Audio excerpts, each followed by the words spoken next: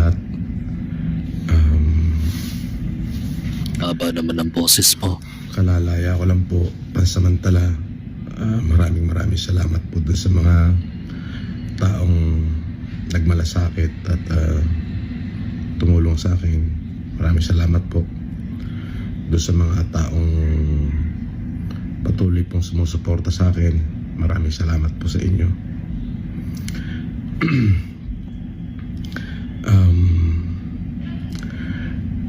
Medyo masakit lamang po yung pangyayari.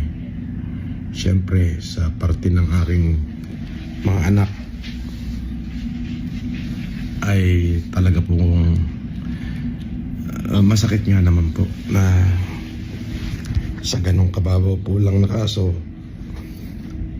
ako po ay para pong nahatulan na isang kriminal.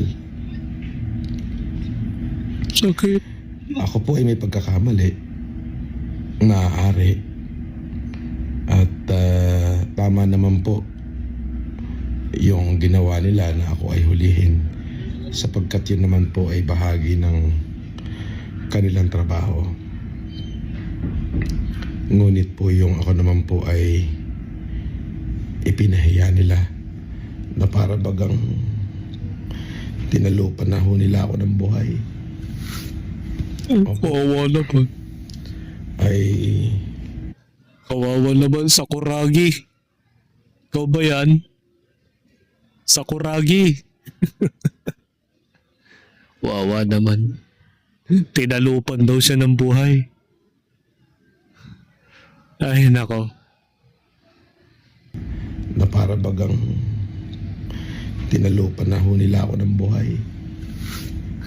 Opo. Ay sobrang sakit po.